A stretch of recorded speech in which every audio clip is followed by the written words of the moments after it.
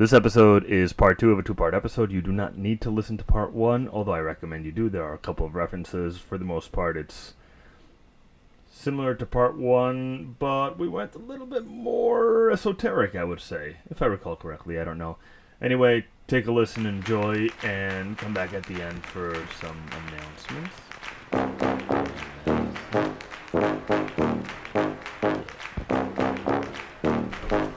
Welcome to The Generalist, a show with a man who knows very little bit about a lot. A man who specializes in nothing in particular. A man who knows that he knows nothing. A man who can be described as non-specific.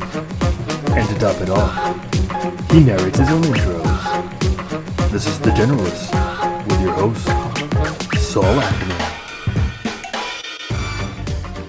You electrocute mice and you release a smell, and you do it several times. Then, when you release a smell without the electrocution, they have the same type of physiological response. And it's passed on to the babies. It's passed on to the babies. So the way I look at past Genetic memory. genetic. Yep. Yeah. So that's how I look at past lives now. Interesting. So how I look at people and fears that you can't really just come to terms with, I look at, so for instance, I have a fear of, and I can't say it's a fear because I really look at fears as very interesting. I try to put it out, although my fear of public speaking is interesting. You do. I You hate it. fucking hate public Really? speaking. You have a fear of public speaking? I just, Hate it's it. this thing. That's weird. I enjoy conversation, but anything more than like 10 people or like, See what it sounds like. I literally Thank you. feel the searing. Uh-huh. I literally hear people's voices in my head. Is that wrong? No. Not wrong, insane. It's insane. So I hear people, I hear it. So, you're not recording, are you? I am recording. Are you? Yeah, do you not want this on? Whatever. Oh, Mark just admitted Okay, that we're he's recording. afraid of public So- speaking. So, I... You were the one who told me to record it. Yeah, that's true. I know. Shitty fucking ideas. Fight. Savage ideas. So, no, I feel that searing. And so, for instance, with the DNA thing, I look at people and I see someone with a fear of spiders. It's like, I have a thing with spiders. I'll look at a spider, but I genuinely have a thing with spiders. And no other insect. Where do you think it's coming from? I think it's from a... Well, they do recognize that in history, we have these things that as a species, things that are poisonous, we have dreams of or fears of to protect us in our DNA to, we know snakes are poisonous, right? So you You're think saying you got like that a from a genetic parent? fear. Right, a genetic fear. Oh. But individuals, particularly that have a fear of things that, like for instance, I'm just pulling shit out, may or does not have a fear of goats. If you did have a fear of goats, which is an irrational fear of goats, I would somewhat propose by that DNA thing, the study done on mice, that someone in your family may have had their death. Oh no, raped by goat? Right! I'm sorry. So, But coming back on, do you get that from your parents through the gene? yes, in Or- Chinese medicine you would. So the DNA is being brought over and the fears. But absolutely. So that's But that's that's always a reaction right. to your ancestors. But as shown in Western science through these mice and these studies, they can do it a generation and even 2 generations. And I've had patients who are children of survivors of Auschwitz, and they themselves have almost irrational fears. So when I've worked with them, what we look at are what are things that maybe, and people would suppose that, it's your interaction with your parent that may have had, because the parents have PTSD, it's your interaction with that parent that may have had this imposing psychological effect on you, but doesn't account for everything. so through questioning and through treatment and sessions here and there, I've just seen this pattern of things that don't necessarily have anything to do with that individual's life, but perhaps their parents' life. And then the study of mice being able to transfer it to their children, these fears or these reactions. We say it's a fear. For them, for animals, is it a fear or is it really a reaction that we're quantifying? Wow, that's interesting. So when I see a patient, what I want to look at, and this goes back to that thing of mandate. Your mandate is to overcome these things that are in your genetics, these switches. So can we bring the transgender discussion back into Yeah, to what you're saying? Okay, so throw it. No, so is that something that comes from your past? Is that something that you're trying to get out of there? Is something that you try to reincarnate? That was an unfinished topic that you were, had in your prior lives? I don't know. It's like, what's your You know what's opinion funny? on I that? thought the same thing. I was like, What's your opinion? Go on first, Steve. I was gonna say, am I gay because of something that was, I would say no. I just some It's a legit decision I question. chose. You know what I mean? But is it because of something that's genetic? Is it? that's- Do you really feel that you think choose that? You chose it? I mean, I don't feel that you chose it. That First of all, that's my personal. I don't think Why that. not? Why don't I think you chose it? Yeah. You're born with that. I would say that you don't think you chose it because it's a controversial opinion. I don't know that you actually Really? believe that. No, I actually believe that. I do feel that there are people that choose it. well, I Really? feel like I Yeah. chose it in the sense that, like you said, I was born this way, and I chose to follow what my Oh, heart. okay. You know what I mean? Yeah, yeah, because it's not something that, because I could have easily, like I said, Close it to something that he's close not. it out, be like, nah, I'm not gonna do that because society said that's But wrong. really, could you? But I Because was- if you showed up at my clinic, we'd make that come out. No, you. Yeah. You want me to come out the closet again for you? No, but really, I mean, this is a very interesting. Because I was But thinking, where is we, it coming from? Is it like an unfinished topic that you carry on from a past life? or yeah, or when you were talking earlier, I was thinking it would be good to find out survivors of the Holocaust, their children, do they fear anything that had to do with that time, or what does it do to their brain scans when they see these pictures? If you didn't tell them what it was and you just show them a picture of the Holocaust, because if it's a memory that was transmitted from, say, you were my parent or you were a survivor of the Holocaust and I'm the child or I'm the grandchild, just take a picture, don't tell them what it is, show it to them and see what their, what is it, MRI? No. The EKG. EKG. Yeah. Sorry. The EKG heart. No, for the brain. fMRI. You wanna see an fMRI. fMRI. What it does, because if it's a memory, that image is going to trigger something In the memory. in the memory. Yeah. In the Yeah, cortex. but I don't know if it's so much so. I mean, they've only done the studies in mice. No, what I'm saying is a good study would be to see the children of survivors of the Holocaust and how they would react. Well, the question is also how specific is it? Would it be, here's a picture of something that happened in the Holocaust, do you react to it?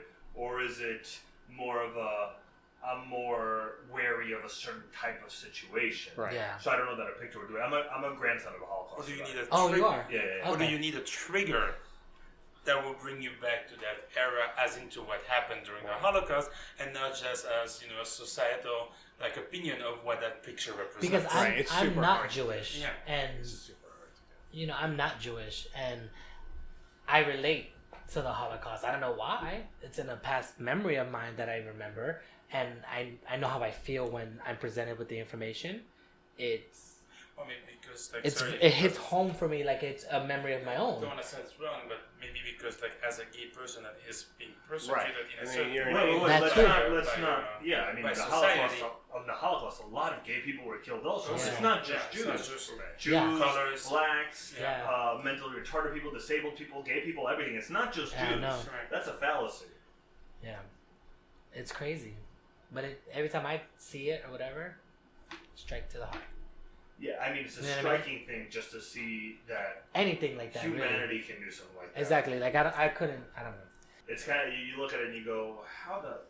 And listen, I'm playing the moral superiority game. I don't know that if I was Adolf Hitler and I had gone through World War I exactly as Adolf Hitler had, and I had gone through his life the way I had, that I wouldn't have come to the same conclusions. So I don't... Obviously, we all want to play the game that we're morally superior to Hitler, who comes up in my podcast way too often. He's actually a really smart individual, and I'll tell you why I feel that way. Yeah, there's no... Hitler played with magic. There's a a lot lot. of talk about Hitler and the occult. And he was really he took science and he took esoteric thoughts and metaphysical thought patterns and combined them, which is why they did so well, because he was able to get into the psyche of the individual and get them to believe in something that wasn't their own belief. And if you go back, you could see Hitler, he was trying to go like into Russia, and the reason why was because of this. Remember what I told you about Mount Shasta in the other podcast? Yeah. There's this world, inner earth, what they call it, Agartha, which he was looking for, because he knew there was more to what society was presenting. And even with Abraham Lincoln, there's things that he had like an intuitive that spoke to him. His wife, I think, if I'm not mistaken, was intuitive, but Hitler used this stuff to manipulate people. The whole Hitler story is very strange, because the Hitler that exists pre-World War I Hitler is nothing, from what we know, I mean, I don't know how much we know, but from my understanding, is nothing like post-World War I Hitler. Imagine if he Wasn't was he like- possessed. That's not a mistake, I do mean World War I. Right. Yeah. He was like in Architecture Digest or something like that. He was He always was an like, artist. Yeah. But, Can you imagine if it came out that he was possessed? I mean, nobody, it doesn't matter if that came out, because nobody would pay attention to it. Yeah. Yeah. Hitler, Satan's cousin. The saga continues. But, Yeah, it's interesting because, like, I did a little bit of research on that stuff, because how could one man get so many people to do so many crazy acts? You know what I mean? And then you start doing the research and you see he used science with... well, he was heavily Military. influenced by Sigmund Freud's nephew, who was one of the, if not the father of modern advertising. oh yeah, that's right. I heard that. That was told to me by a gentleman whose name I now decided I'm not going to say. Yeah. Not because there's anything secretive about it, I just shouldn't say people's names without their permission. Yeah, definitely. But apparently there's a whole I mean, this is not a secret thing. There's a whole documentary about it. I forget the name of Sigmund Freud's nephew. But he's apparently the guy who also made smoking a really cool thing to do. And according... through advertisement. Yeah. So he was big on advertising and influencing people through advertising. And I do want to put the caveat out there that I haven't done any research on this guy myself, and I haven't watched the documentary I'm talking about, so I may be mistaken in everything I'm saying, and if I am, I apologize. I will do some research after this podcast, just so I can confirm or deny as necessary. He is correct. His name was Edward Bernays. Yeah, just Edward Bernays, that's Yes, right. that is actually him. Fucking Google. And He the book- shapes the consumer culture. They of talk about American him psychology. in business classes. No, the book, do they? Yeah, they do. The book is called Propaganda. Propaganda, Propaganda. yeah. There you That's go. where it all came from. Getting people to believe what you want them to believe because it's not their personal choice, but something you put in their psyche and they pick it up as their own. So apparently Hitler Subconscious. was heavily influenced by Edward Bernays. Which is a pure marketing geniusness. Of course Yeah. it is, of course it is. It's what people do when there's accidents, the grand accidents and stuff like that, or something a company is involved in. They use these guys It's a to get concept. people not to, like, Yeah. My favorite thing is people who are like, yeah, I don't know, I might just be weird because I don't get influenced by advertising. I'm like, dude, you are the one who gets most influenced by advertising. being hypnotized happens every day through advertisement. Absolutely. We are not even aware of it, and we're like, oh yeah, wow. I say the only way you don't get influenced by advertising is by first knowing that you do get influenced by advertising and then choosing to ignore it, but you're still influenced. Or by being an Alaskan bush person and you're away from everything. it. Right. You know what I mean? Or not seeing advertising. Exactly. Yes. We should take a trip. We should take a trip. He said road trip. Yeah, I know. You said that earlier. Was that this I'm going with episode, you. or was this last episode? That was the last episode. Last episode. A lot of road trips. Road trip. But I'm saying you guys should set up a trip where we choose a topic that you want to discuss. And Oh, we're going. We're actually going on a road trip. Where to? Yeah. Yeah, we're going upstate New York. Yeah. the one we talked The about? temple, yeah. Oh, that's cool. Temple. Showing. That is going to be really no, cool. I'll show you the temple. And we could rent a hotel and podcast our experience afterwards. That'd be cool. Yeah. Yeah. No, I'm not sleeping with anyone. You guys are my new favorite, like, repeat guests. I gotta show you. I think I showed you this last time. Did I show you? You might. No. That'd be No, interesting maybe not. because then you can, like, it'll be like a portable podcasting. You're like, oh, I'm going up to this place. And What do you think this is? Yeah, I've recorded already in New Orleans. I'm actually hoping to. I don't know if I'll get it because I haven't actually spoken to the guy, but I have a friend who's really close friends with a voodoo king in New Orleans, and I'm hoping to get him on the podcast. That'll be really cool. You're gonna have Can I someone come on your podcast that Can I it's come? gonna be, huh? Can I come to New Orleans for that? I Yeah, know, tell that them, would let's be do cool. it. So you're gonna have someone come on a podcast in the future that it's there's a YouTube channel called The Stuff They Don't Want You to Know.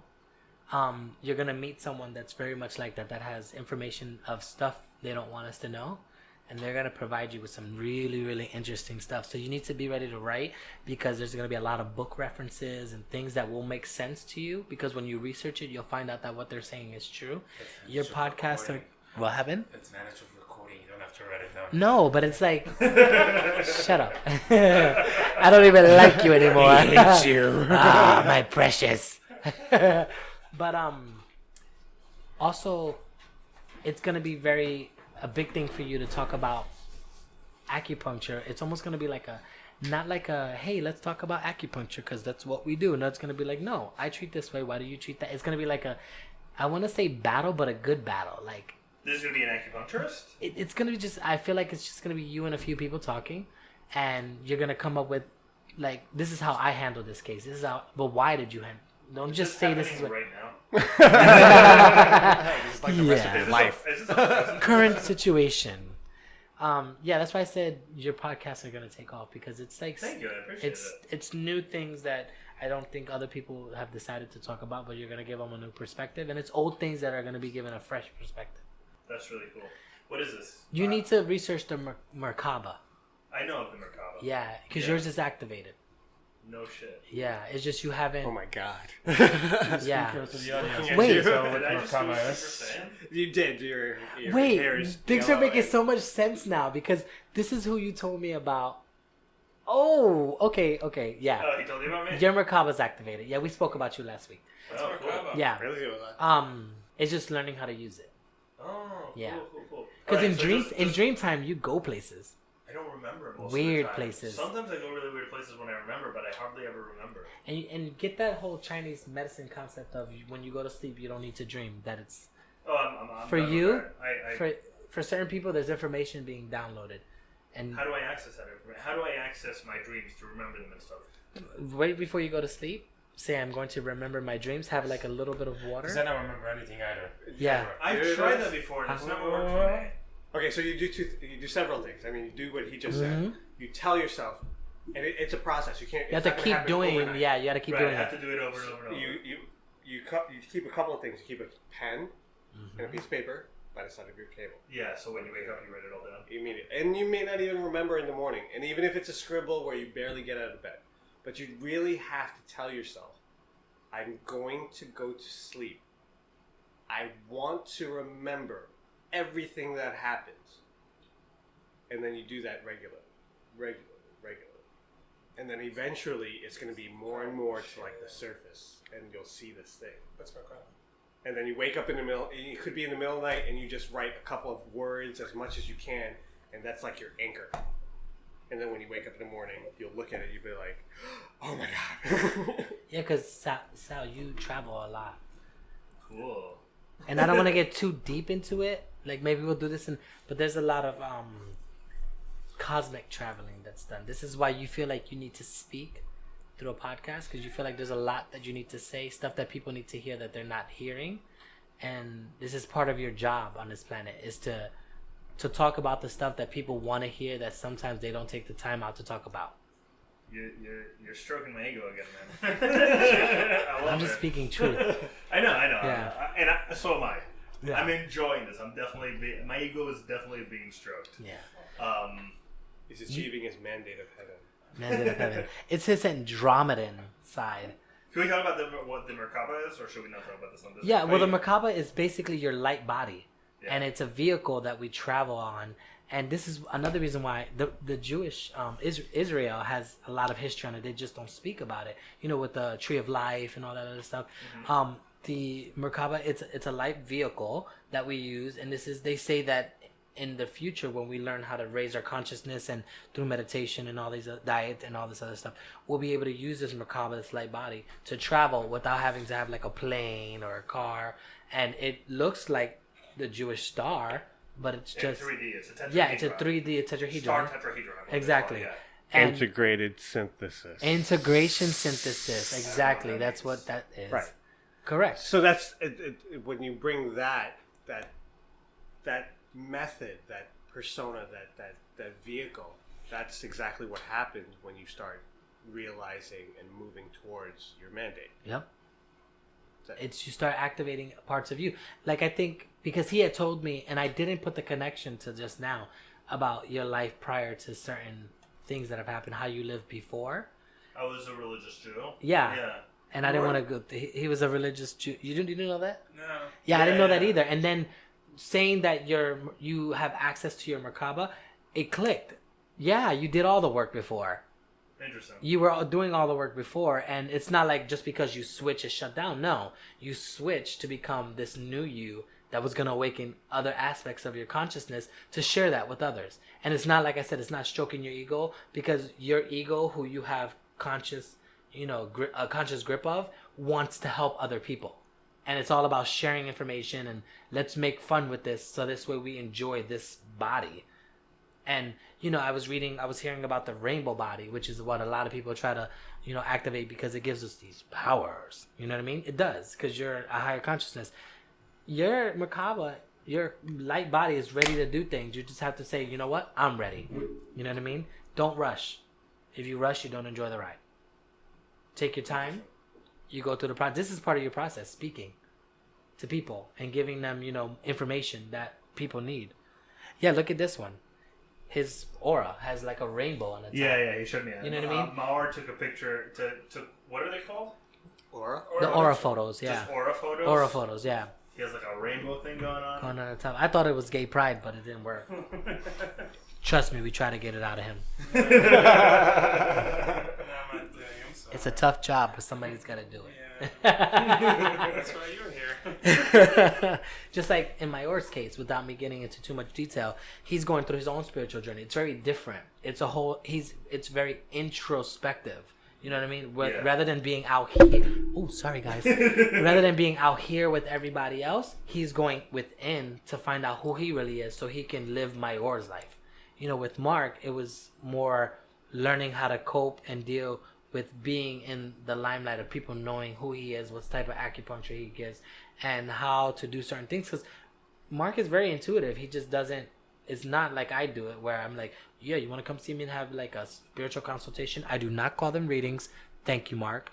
A spiritual consultation will do that, because I don't feel like I'm giving you a reading. I feel like what we're doing is we're consulting spiritually about what it is that you need at this moment, at this time. And he does it differently, and I saw that when my friend was talking to you. Remember the one from Vancouver? Oh yes. And I was annoyed because he was like, with me, you don't push an intuit to give you information. If they want to give you information, they're going to give it to you. I mean, you can go see one. This wasn't that case. We were hanging out with Mayor and everything, but he tries to hold back. But I noticed in that situation, his heart opened up because we were together. Right. He was like, you know what? This is for one's friend kind of thing. And that's what you're going through with your spiritual light body. You're knowing how to operate this vehicle and take it to the next step. So, and that's why you needed to know about the sacred sites on the ley lines. Yeah, you're gonna have to tell me more about that. Yeah, we're gonna sit down and talk about that. I think I've read a little bit about this. This is the all the sites that fit into that one straight line across the globe. So it's like Easter Island Head, the pyramids in Giza, the Aztec pyramids, the Washington D.C. DC, no way. DC's on a ley line too, if I'm not mistaken. Oh, interesting. Even the shapes, if you look at the way the buildings are, the fact that they have a huge obelisk, which is the masculine signal for a phallic object, all these things are placed in places, and it's just they're energy spots. New York, I think, we're on a fault line. That makes sense. Yeah. Please stay inactive. I would not consider New York an extremely spiritual place. Yeah, what's funny is a lot of people say that, but they say that because there's so many people here, there's so much meditation, so much yoga. That's true. That we are a hot spot for spirituality. Oh, interesting. That's an interesting point. And it's not I don't know. Well, even just mathematically, percentage-wise. Do not quote me on this, but I read in a book. Just so you know, this is literally recorded. I don't need to quote you. Okay, cool. Yeah. I know. Don't judge me on this, then. But I'm saying I read in a book one time that before we inhabited New York like this, there were caves in New York where they would give birth in these caves, and it was actually a place where there was like life being brought into the planet. And when it was inhabited by the people who started molding and mending and creating the city, that was taken away, and it was Lower Manhattan by the ferry and all that stuff, by Wall Street of all places, where things were birthed and bought into, like they gave birth, they did rituals and all this other stuff. I can't remember what book it was, but when I find it, I'm going to show you, because that part. Yeah, definitely. That sounds super interesting. Yeah, I'm going to see if I can find. I think I know which book it was. I think it's called the Magdalene Manuscripts. It talks about Mary Magdalene and her relationship with Jesus. The whole prostitution thing? Yeah. I mean, what? The non-prostitution thing. Yeah, no, the whole correct, because it talks about that, how that was non-existent. That was just a story they told.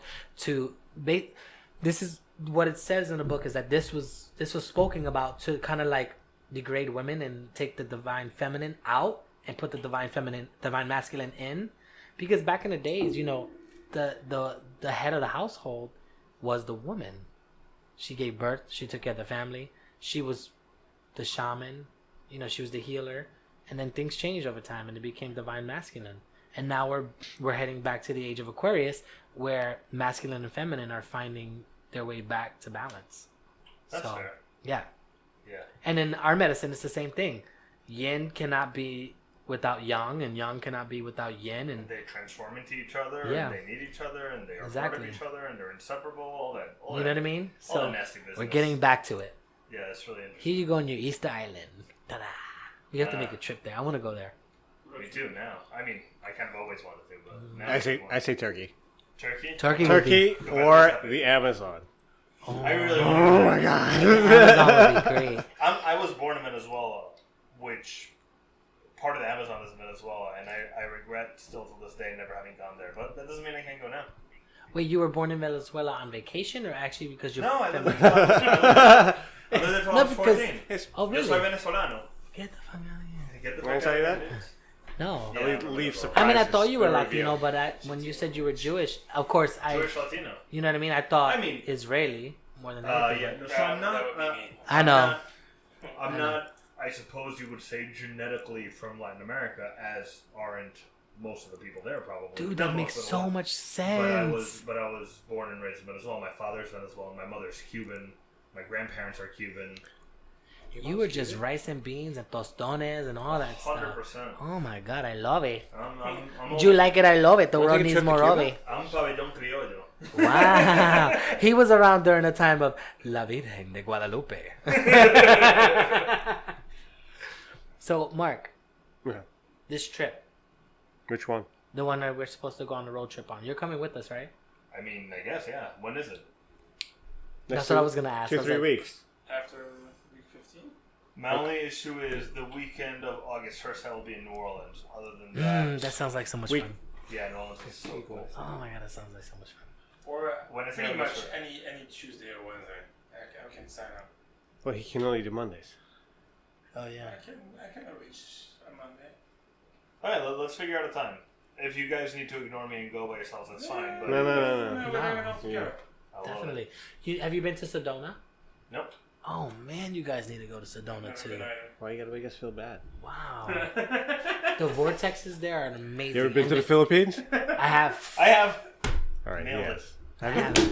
Everyone's been to the Philippines, right? He Well, has. his I know na- he has. Well, his name was.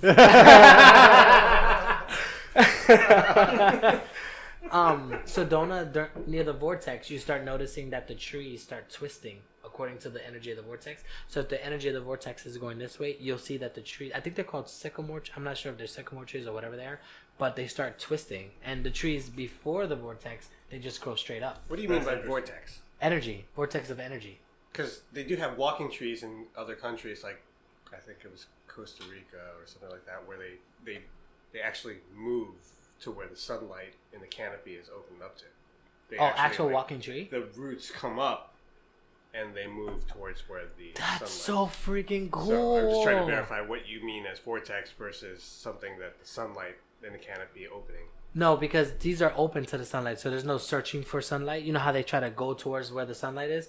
It's a vortex, and it was discovered by this woman that there's different vortex vortexes in Sedona where the energy from the earth is coming out and it's strong. So as you walk to the vortex, you start noticing that the trees start bending according to where the energy, and they start going towards where the vortex actually was claimed That's to be. interesting. Yeah. There's a whole thing about the direction in which trees, not trees, but technically everything moves in Mayan, I guess, religion or philosophy. I don't know what to call it. I don't know if you remember. Me and Mark went down to Guatemala to do an acupuncture mission a couple of years back. Mark has been back a bunch of times, but specifically the time that we went together, I don't know if they did this again. We had a Mayan priestess do a Mayan ceremony for us, which was interesting. I was still religious at the time, but I was kind of coming down from it. Yeah. So I stood there. I was coming down off of my religious high. So she actually conducted the ceremony in Spanish, but I was the only person who spoke Spanish. So while I didn't really partake in the ceremony, I translated the whole thing for everybody, which was interesting. But they were talking about, they do this whole thing where they put all these, I don't even know what they are, charcoal, something that they burn. Yeah. In a circle with candles and all these things. And if it turns in a certain direction, which I believe was clockwise, it's a positive thing. And if it turns counterclockwise, it's a negative thing. And then they point out how all the trees grow clockwise, move in a clockwise motion. Everything on Earth moves clockwise. Unless you're in Australia. I was gonna say except for Australia. When you flush the toilet. Everything's bad. Not. There was I don't know where I got this from. I definitely didn't make it up. It was a show or a podcast or something where they're like, unless you're in Australia, which you know what they say about Australia, the whole toilet thing is separate. You put your head in the toilet and you piss out. Just to let you all know, we're joking. We love Australia. Australia's great, although We'd love to be invited to Australia. Yeah, can we go to Australia? I've Oh never my been god, there. that would be awesome. I have family in Australia. I want No to way. move to New Zealand. Oh yeah, Right? It seems like a cool place. Yeah, and they have a lot of new things that they're implementing in the country as far as like animal cruelty stuff, if I'm not mistaken. Yeah. You know they're outnumbered by sheep by like a large margin. So everyone's happy? Like sheep deserve more rights there. It's kind of like Vieques, Puerto Rico. The horse are running wild, so I think they're gonna outnumber humans. Are you talking about you without a shirt? What are you talking about? That's it. Woo! So what were we talking about? Road trip, and then we're talking about, how did you get derailed into? I went to Sedona because I was asking if you guys have ever been. No. Because the vortexes are intense. So what do? You meditate there? I actually, to be honest with you, we went to several vortexes. I didn't feel anything. I was like, That's interesting to me. until the last one. Okay. And I don't know if it was because I was distracted when we went to the other vortexes, but we went to airport vortex. It's called airport vortex, I guess, because you can see the airport from it. That's very funny. Makes sense. So I was like, That's like one of those Mr. Miyagi kind of moments. It's like, why do they call it airport vortex, master? Because you can see the fucking airport. What the fuck's wrong with you? Why are you making this so difficult? So I went to airport vortex with my friend, and I sat on the rocks. It was raining, and I saw all the trees, and the place is magical. So I felt energy regardless. I just wasn't feeling the tornado of energy effect. And I sat down and I went into meditation, and of course, they were like, "You want to feel it?" It felt like from Do One, straight up. It was like a Do little. One is located right around the coccyx. Yep, it's an acupuncture point It's an that acupuncture activates your root chakra. Yeah. It means your butt, people. Yeah. Yeah, it's got it came through his Or ass. culo. It's just coccyx and butt, your butt. Well, let's call it what it is. Or- The energy vortex came up through his butt.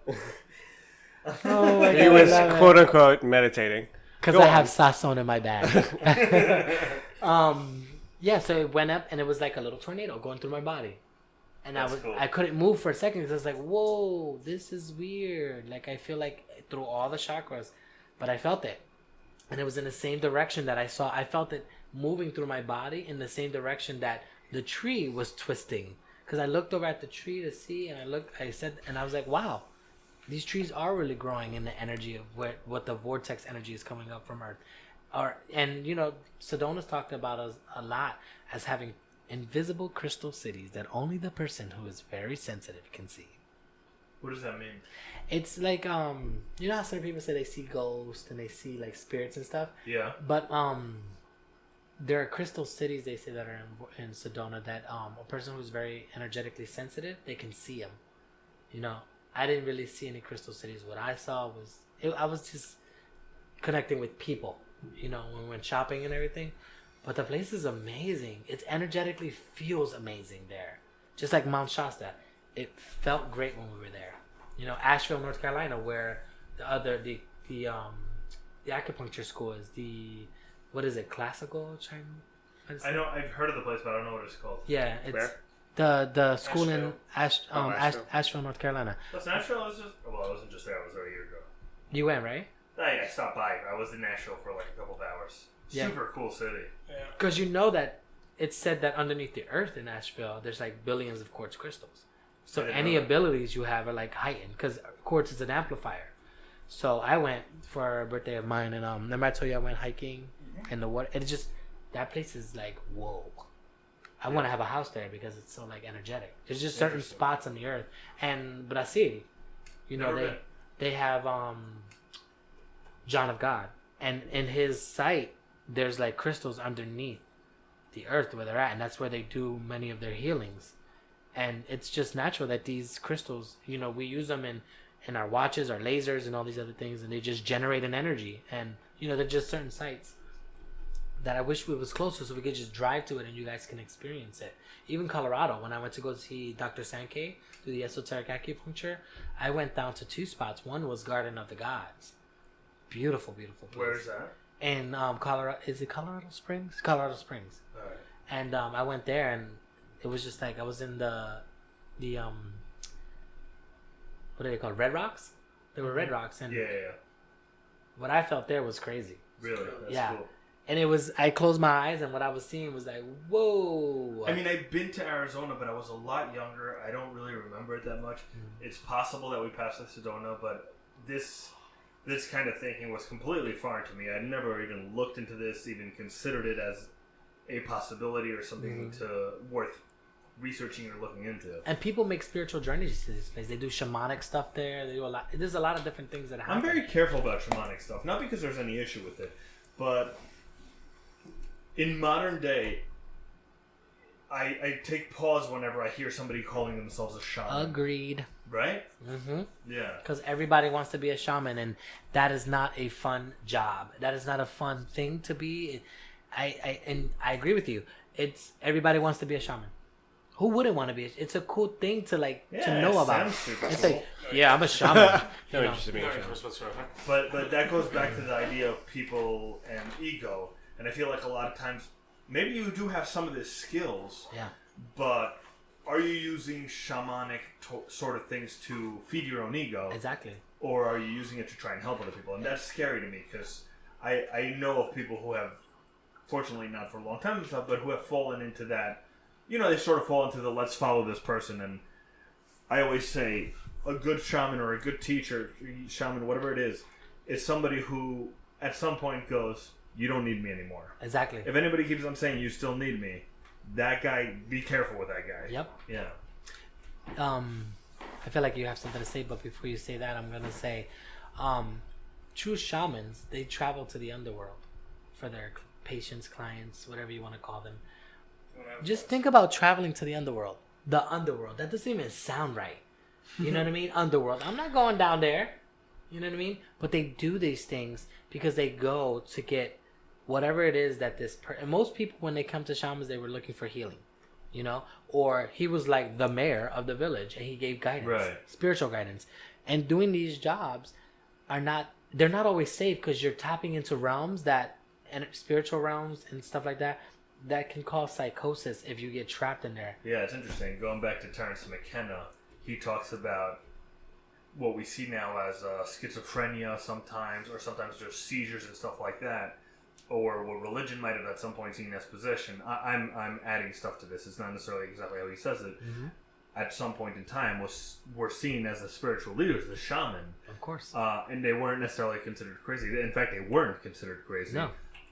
They were and it revered. brings up a lot of really interesting questions. Yeah. Because I happen to know some people who suffer maybe is not the right word, but from stuff like that, and they have really interesting experiences and really interesting things. And just because we decide that it's pathological doesn't mean that there isn't any truth to it. Exactly. It doesn't mean that there is. I don't know. Again, I like playing the center card. Yeah. Maybe there is, maybe there isn't. I would love to find this, but there was a research, I think a psychiatrist did, or psychologist, and they went into a mental ward.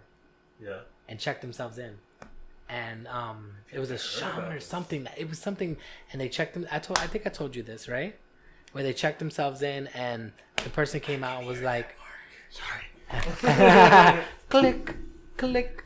They checked themselves in, and they were like, the majority of these people are not crazy. They're spiritual, and they don't have guidance. And what happens is that, boop, I don't know what this is. I need to be medicated, and then, society sees it, and they're like, oh my God, crazy person.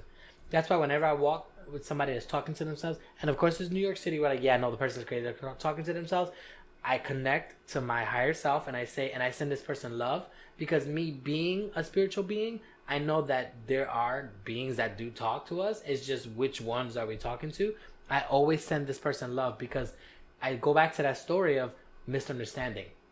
You know what I mean? Yeah. The shaman would take the person and go deeper with them. And that's why I say, to say you're a shaman, that's a really, really like deep response. It's almost like the president of the country is like, it's a huge responsibility.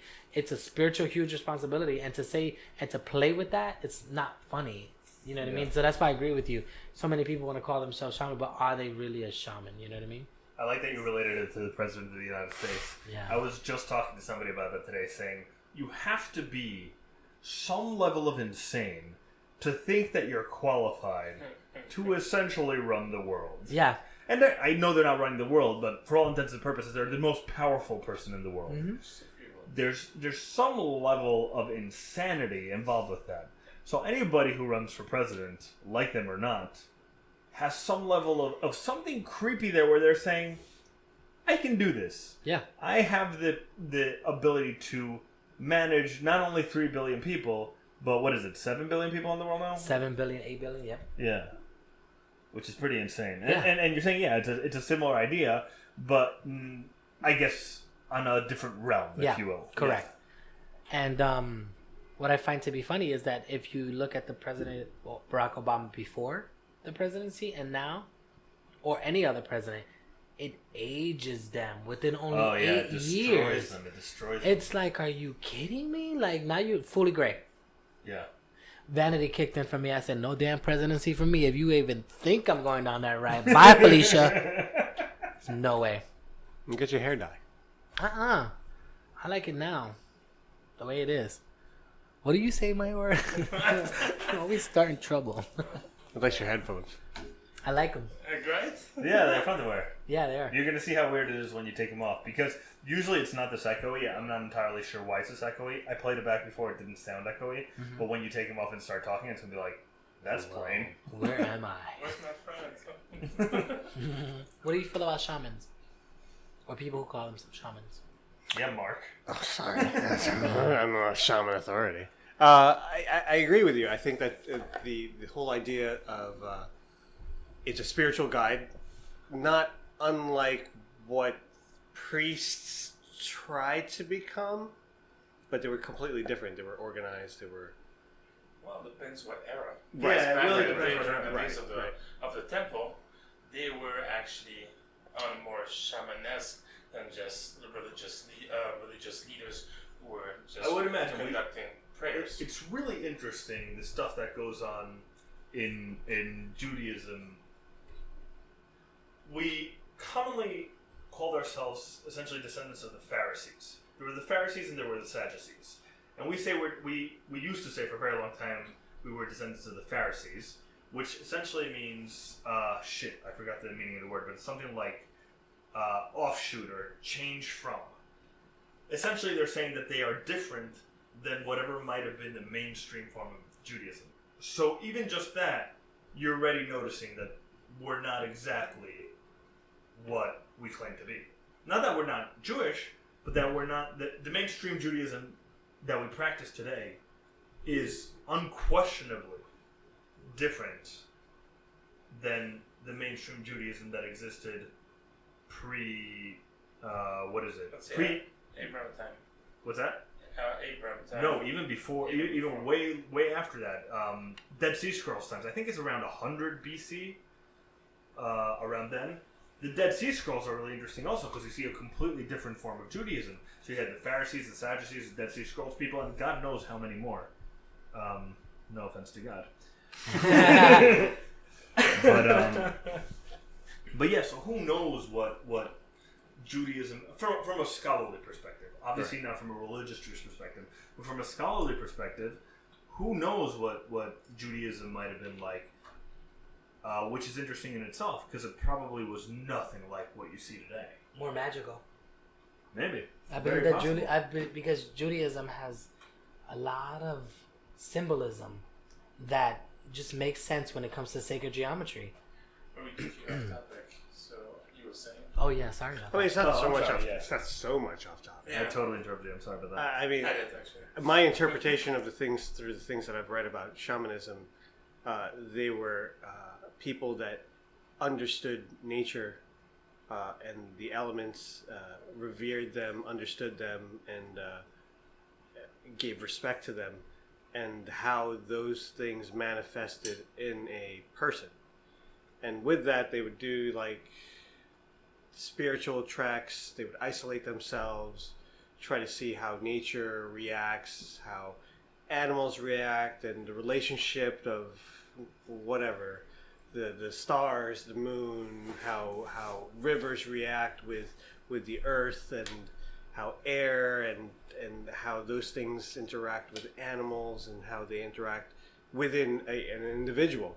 And so they were like our earliest forms of psychologists and doctors, and they would take herbs and whatever they saw, how the example would be, if they saw an animal eat a certain berry, they themselves knew that berry would be okay to eat. And then if a certain plant, not unlike things that we've learned through nutrition, certain animals would eat these things, and like, so for instance, koala bears eat eucalyptus, and they would smell like eucalyptus, and they would have this scent on them that would open up. They would just pay attention to these natural order of things.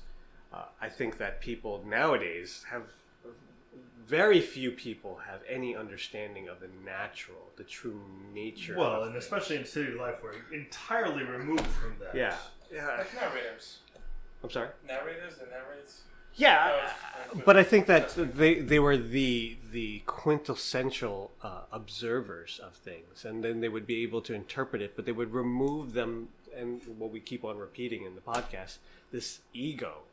They remove themselves, and I think that there's a lot of Western kind of I would input. back up and say that the ego wasn't even a concept. Yeah, no, It's not at all. It's not that they removed ego; it's that ego was not even a thing that they considered. No, not at all. Possibly, I don't know. I don't know. I think that in recorded times, with some studies, anthropological studies, they show some people who had called themselves shaman that may have not been shaman because they allowed themselves to be recorded. You know, any person that understood the nature of things would understand that once you're being recorded, your behavior changes. Once you're being... I mean, right now, I would imagine this conversation would be a little bit different through each one of us if we didn't know we were being recorded. We have had, just between you and I, two separate things that were, you can feel that were very different in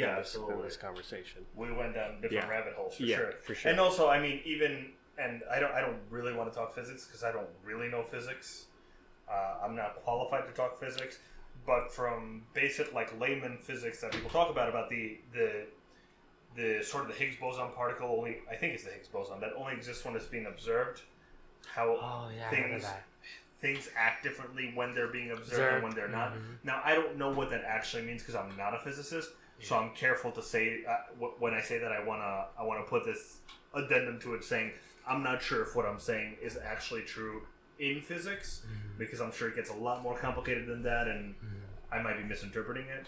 But that idea, I think, exists not only in quantum physics but in everything, where when things are being observed, there are necessarily a difference. And I think part of the thing is people are always trying to observe themselves without knowing they're observing. If you could observe yourself, Alan Watts says this, if you could observe yourself without knowing that you're observing, you'd catch yourself doing something that you would never expect yourself to do. Like, girl, what you doing? That's why I hate public speaking. Yeah. Just So being the idea, observed. you're being observed, you're going to necessarily act different. Yeah, completely active. Yeah. So anyway, so I mean, back to the idea of how I see shaman, and it's just that they are very true, and like what your explanation of Reiki is, they were just conduits. But in depth, they would walk with a person through the most traumatic experiences of their lives. Yep. And, you know, in modern society, we have traumatic experiences in war and disease and things. And that's where you'll find these people.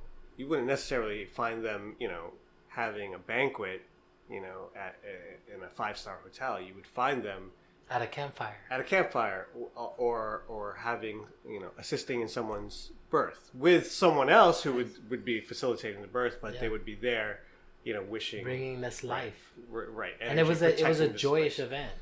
You think about this stuff, and it Yeah. goes from shamanism to like the way of living. Where we are now, we're so separated from one another, and back then it was such a sense of community, and like you know, just knowing who you were living with. You know what I mean? And then there's a tribe that we should do some research on called the Dogon people. Yeah, I know of the Dogon people. I haven't done enough research on Yeah. it, but Yeah, it's I know really the interesting Dogon people. stuff. They're like astronomers, Yeah, they know Yeah. a lot They're of things. astronomers, They and- attribute a lot of their and they're not gonna be around for longer, from what no. they're saying. But I would love to visit this tribe and just learn from them. It's like this is the stuff. Yeah, they're that- like a super ancient tribe, right? Yeah. It's really interesting stuff. I don't know enough about it. So I'm Yeah, not that's why I gonna said we comment, should do but, more research. But I guess but- the gist of their culture is that they attribute a lot of their history from a culture outside of themselves. Yep. That just from the stars. yeah. I mean, that's from reading Graham Hancock stuff. Their interpretation of the stars could be the stars, but their interpretations could be from a culture that existed, a sophisticated culture that was within our DNA.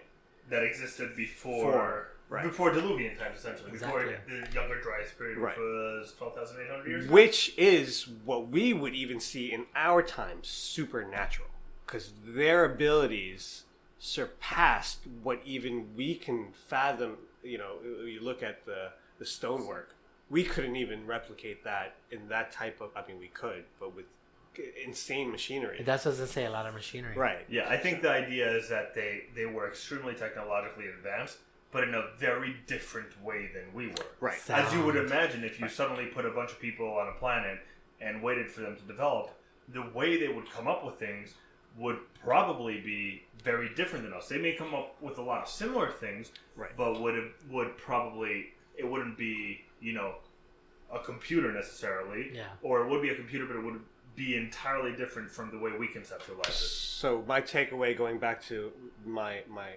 image of a shaman, is what happens when you took a person out of modern, what we understand being birthed into this society, and we look upon people who have meditated, and we're like, wow, there's a glow about you, because you meditate an hour a day, 7 days a week. Yeah, right. Or someone who has dedicated their lives to yoga, and they're just like, wow, you're insane. You can do all these tremendous things, and your energy is like tremendous. But these people lived in an era where food was untainted. Like herbs were plentiful. And it was natural and untainted. And they had generations, and what we're talking about with Graham Hancock, generations of information being bestowed upon them to like eat this for this, do this for this. Yeah. And their meditation practices, like we were talking about with other like in-depth qigong, neigong, and tai chi. What happens if you had literally, there's no TV, there's no nothing, there's no modern technology, and you could dedicate yourself literally to 7 hours of meditation a day because that's what you did. And it's spoken about how the shaman would retreat into the jungle or the forest for 2 years minimum at a whim and just say, well, I'm going to isolate myself. And they would come back and say, the first couple of days, weeks, months, they would lose their mind. And then all of a sudden, they would understand what animals were saying. They would understand what plants were saying to them. They would understand what rivers were saying. And then they would come back to their village and they would explain to them what the village needed to do. Like, we needed to get up. We need to leave. The book Cosmic Serpent talks about that. Yes. It talks about how the shamans knew. They were asked by anthropologists, how do you know that this herb does that and that herb does this and this does that? And Jeremy Pulsifer actually recommended this book to me in class. That's an acupuncturist. And one of our professors. And I read it, and you know that he's actually going to be on the podcast, but go on. Oh, nice. Yeah. And the shamans would say, the plants spoke to me. You know, they would use ayahuasca as the medium to communicate with the plants, but they spoke to them. But with the accuracy that they had with the herbs about what they would do within the body, and this is how Western medicine came up with their pharmaceuticals, was getting this information. And it's said in the book. You read the book, and they talk about actual when it happened, how it happened, how did they gather the information. But what was I going to say? Do you know who would be good to have on a podcast if we could go back in time? Who's that? King Solomon. Yeah. Okay. Because you know what he did, right? Didn't do a podcast. Yeah, I heard Yeah, that he just he should like be. he had a rider and he had to have 8 M&Ms all green. But you know that and, he bought He was a healers power from agent. everywhere. Oh, interesting. Cosmic Him. Serpent. The author is Jeremy Narby. Jeremy Oh, Narby. don't worry. All these books will be in the show notes. Right. Mhm. And if you buy them through my Amazon link, 'Cause it'll be King- in the show notes, Yay. I get a kickback. Nice. Buy through the show notes. Somebody told me kickback is a bad word. Yeah, don't do that. Yeah, I've been saying that for a long We'll call it front forward. Right. Funding. Funding. If you enjoy this It's a return on podcast, your investment. Right. Let's call it what it is. I'm Yeah. a corrupt asshole. I'm getting a kickback from Amazon for promoting their products. but he's pretty giving because he does nonprofit work. He's doing a lot of things in the world. Allegedly. So give back. Exactly. Allegedly. But he bought healers from around the world because he wanted to figure out certain things, and it would be nice to be there in that moment and just see what was going on with all these healers that he was bringing in. Yeah, I mean, that would of course be awesome. Yeah. There's a lot of historical people I would love to have on a podcast. Yeah. Well, Elvis. imagine. Uh-huh. I mean, we just have to go through, and I think in any occupation, there are good people and there are bad people. There are people that kind of ride along these lines of not being authentic, but people have to search out for people that are authentic in what they try to achieve. Yeah, the question is, how do you know when somebody's authentic and where somebody's just really good inauthentic? Yeah. In Pocahontas, it says, "Listen with your heart, you will understand." I think you could do 5 seconds of that without me being sued. So if I get a cease and desist letter. Even off tune. But it still would, get be, sued. it would be nice to find a legitimate shaman that we know is shaman through and through and have a spiritual experience with them. Yeah, that would be really cool. Because I've done ayahuasca. I'm not giving you any details. This is, of course, again, fiction. Yeah. This is what... Yeah. Yeah, this is The a story. idea of ayahuasca. Yeah. You can just talk normally. I was in another country. And it opened up aspects of myself that I was like, wow. Yeah. The last time was I was on another planet. And I literally felt my spirit being detached from my body, but still connected. And I was like, this is weird. Like, I'm actually, and I got afraid because I was like, I don't want to leave this body. Like, what if I can't reconnect? Right. And I was on another planet. And there were huge beings on this planet. And I mean, I don't know if you want me to go into details, but they basically were, you said no. Mara's like, no, I don't want to get into detail. Not really. And I cut it short because I got afraid. So I came. Fascinating. Mm-hmm. What did you get afraid of? Because the feeling that I felt like my spirit had really like took a trip out of my body, and I wasn't ready for that. And then when I came back, I was like, okay, so I know I need to close my eyes again and go on my second journey. My third journey was I felt like my body was sinking into the earth and becoming one with our planet, and I was healing. Which is a major theme that I've heard of Throughout all of history and all sorts of different cultures, absolutely. And especially with ayahuasca. I didn't know this with ayahuasca. I've heard this with other things. I've heard about it with LSD. But I didn't know that it was with ayahuasca that you would experience. I literally felt like my body was going into the ground, and I was like, whoa. This is kind of cool. I hope I don't get stuck. But, yeah. And then I was able to move my hand, and it was as if, you know, the Hindu gods that, like, have the multiple hands? Yeah. It felt like that, and I was like, it was just an experience. And, you know, I've always heard if you do a spiritual psychedelic or something, the experience will be whatever energy you're in. And I always try to go in with positive energy, you know, because that's all I want to, like, be surrounded by. And the experience was the best experience. And on that planet, it was just all golden, and it was light. And I asked my guide, the host who was hosting me on the planet, the guide, where am I? And I was told, this is the planet that sends the solar energy to your planet. We send the light to your planet. And they were like huge, like the X-Men Juggernaut being, like that. And they all kneeled, and he was like, this is the planet of knots.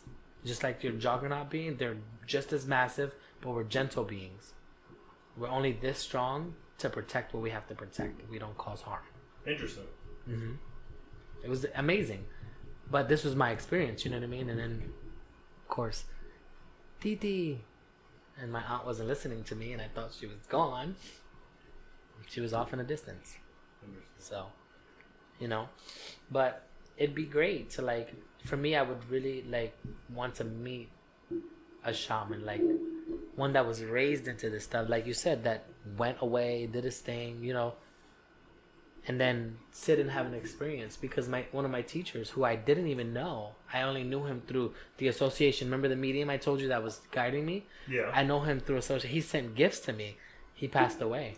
But I have a portrait of him in my home, and everyone that has seen it, you saw the picture, right, Mayor? He looks alive, right? Like he's looking like the Mona Lisa. Like you're like, whoa, is he looking at me or something? And this picture, the reason why this portrait is so important is because he's never been photographed. True shaman, never been photographed, never been painted. My teacher doesn't go to him on her own accord. He calls to her spiritually, and then she goes to him. Interesting. Asheville, North Carolina. I went there, didn't even know him, didn't know of him, and I was there, and he was there during the time that I visited. Didn't even know this thing. So another medium wanted to paint him, and he had told her, I will let you paint me under one condition. And she's like, what is that? He says that I can put my blood into the paint so the portrait has my essence. That sounds creepy. Could have turned out a lot worse. Shut up. You are absolutely right. All right, guys, I'm gonna end it there for episode 2. Thanks so much for doing this, guys. Appreciate it. Hugs and kisses. Hugs and kisses. Hugs and kisses. And a lot of love. Thank you for listening to the episode, and we hope that you enjoyed. We do hope that you enjoyed. I don't know what she hopes at, but anyway, I hope you enjoyed that. Go ahead. All right. Thanks for listening to the episode. Hope you had a good time. Please check out our Amazon page. Sure, check out our Amazon page, which is not a thing, but please do use our Amazon link when you shop on Amazon to buy everything and anything you decide to, especially if you buy the books that we talk about in the episode. They're all linked in the show notes, so click through that. You can also get to the general Amazon page through our show notes and order your stuff that way, and it helps out the show a lot. Also check out our Facebook at Podcast. And the Instagram. And the Instagram at the same name, I should say. And our Twitter account at The Generalist PC. Ooh, that was The Generalist PC, that sounds better. Go ahead.